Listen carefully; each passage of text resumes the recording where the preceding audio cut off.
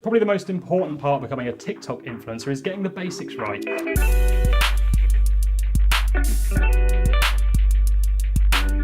Think back to what we've already looked at in this course. Check that you've set your account correctly and have a polished bio.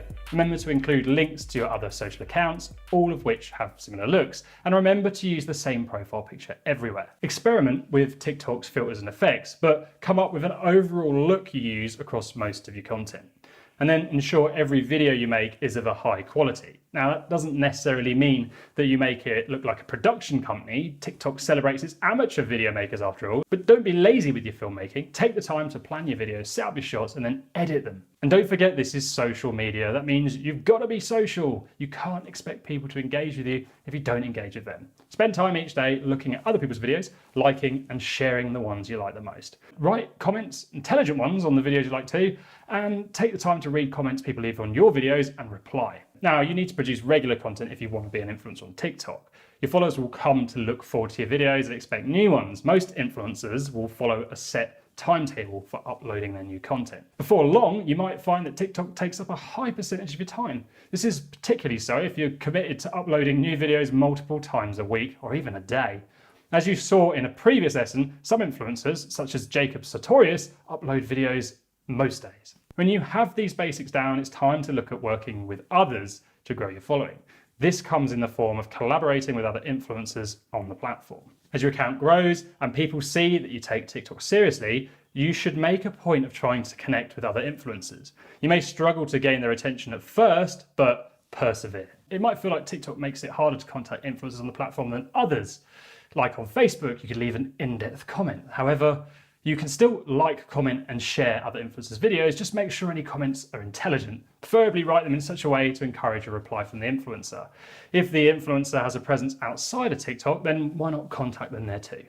Although your goal may be to become a TikTok influencer, it makes sense to operate social accounts on other platforms too. Sure, they may be subsidiary. This is because it helps you widen your audience.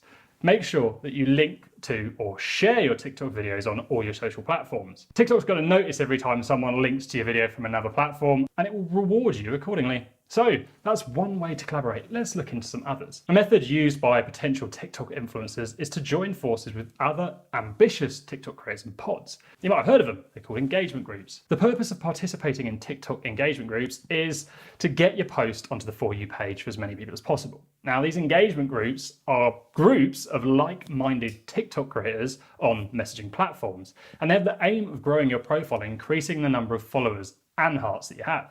Everyone who participates in these groups is willing to like and or comment on other members' posts in exchange for their own posts getting liked or commented on.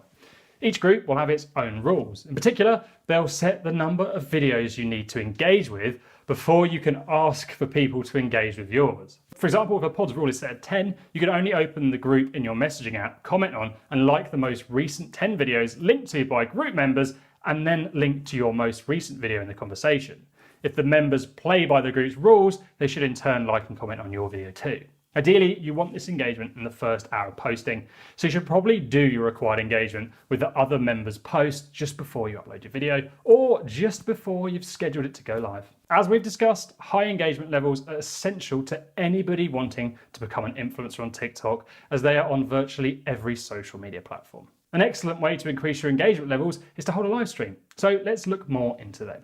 Live streams allow you to offer content on TikTok that is longer than the usual 5 to 60-second pre-recorded video clip. They allow creators to answer questions, share knowledge, and engage with people. But make sure you promote your live stream ahead of time, both on and off TikTok, so people know to put time aside for your broadcast. It can be hard to get people to dedicate time to you when they're used to the on-demand nature of the internet though. But there's bad news. Not everyone can live stream. You must have at least 1,000 followers before TikTok will show this option. So if you're still a TikTok beginner, I'm afraid you'll have to wait, but hopefully if you follow everything in this course, it won't be long. There's something awesome with TikTok lives too. You have to be over the age of 16 for live streaming. Okay, that's not a plus, but this is. If you're over 18, people can send you virtual gifts in the form of a digital currency, then you can then turn into real cash. So how do you go live? Seeing as I've only got 3 followers, we'd better get the pro back in to show us. You begin by tapping on the plus icon at the bottom of the screen and going into the video production screen. If you meet TikTok's criteria, you'll see an additional live button next to the main record button. Tap on this. TikTok will prompt you to give a little title to your live stream, and then tap Go Live to start. Thank you, Shelby. Broadcast as long as it's necessary to meet the goal you've set for your broadcast. TikTok is all about brevity. Now, while live streaming can extend things, don't make your live stream too long. You could find the additional length of a live stream useful, however, to demonstrate or model things. A live stream also gives you an opportunity to answer questions and show everybody your personality.